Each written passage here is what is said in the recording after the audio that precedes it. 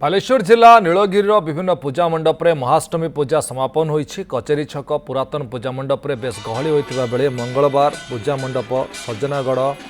पूजा मंडप बरहमपुर पूजा मंडप मित्रपुर और काहालिया पूजा मंडप में महाअष्टमी पूजा रीतिनीति संपन्न होईछि। नीलगिरी मंगला मार्केट रे टिके नियारा ढंग से पूजा होता बेले किभଳି रही भक्तिमय परिवेश से नहीं सूचना दूसरे प्रतिनिधि ब्रज पाणी। देखु आज हूँ महाअष्टमी पूजा ए नहीं बालेश्वर जिला नीलगिरी अंचल चलचंचल उठी जो नीलगिरी प्रमुख सहर में जो दुईटी मेढ़ अच्छी गोटे कचेरी बजार और गोटे मंगला मार्केट यही मार्केट रे आज गोटे उन्नत मानर तोरण एवं अत्याधुनिक लाइट्रे झलुसुची पूजा मंडप और पूजा मंडप रीतिनीति पूजा अर्चना दिन में रीतिनीति पूजा अर्चना सरी डला भोग लगाई आसते संध्यारे सांध्य आलती होता है आलती भितर देखो हजार हजार भक्त मैंने आसपर माँ जो मूर्ति अच्छी जो मूर्ति अच्छे दर्शन करने जाइए। गत 2010 मसीह आरंभ होता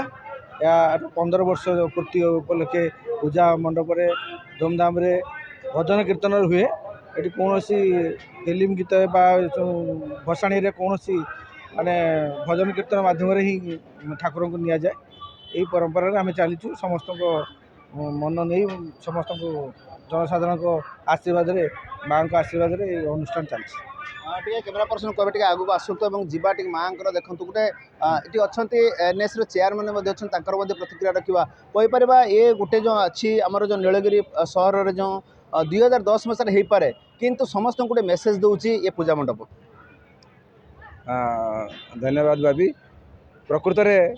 आज माँ कृपा होती जो आज वर्षा नाई एवं खूब सुंदर भाव में पूजा होजे वॉलंटियरली कहीं कमिटी मेंबर है केवल से जो संस्कार एवं जो श्रृंखला अच्छी से मुझे बहुत खुशी जे मुझे गोटे मेंबर भाव में मुझे गर्वित मन कर ये हूँ माँ आशीर्वाद माँ को आशीर्वाद ये पूजा चली गोटे आध्यात्मिक परिवेश भितर ये पूजा करने ये क्लबर ये जो पूजा कमिटर समस्त सदस्य मैंने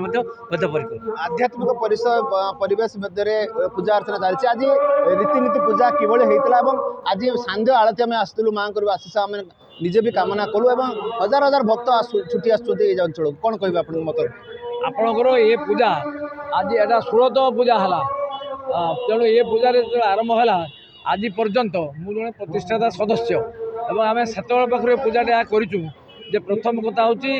आसंता गत ये पूजार 4-5 दिन धरी कहीं निशा द्रव्य खाती ना आमिष खाती ना एवं ये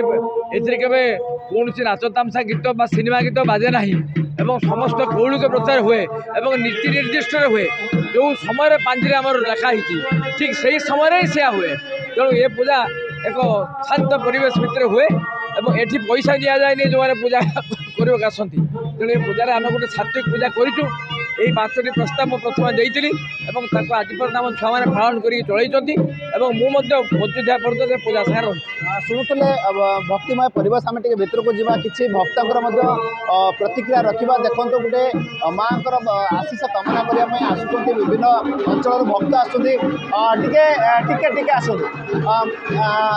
परिवार सहित आसुँच माँ गोटे सांग आलती चली किभଳି लगुच आजिकार परिवेश माँ को बहुत खुशी लगुच कौन मांगले माँ नहीं समस्त भल रखु समस्त को भल रखु आम कहीपर जो ये जो पूजा मंडप जो रही मंगला मार्केट खाली नीलगिरी आदिवासी बहुल अंचल तो बहुत रही पूजा मंडप किंतु ये पूजा मंडप टिके नियारा बोली जना पड़ी। नीलगिरी ब्रजकिशोर पाणी न्यूज़ 7।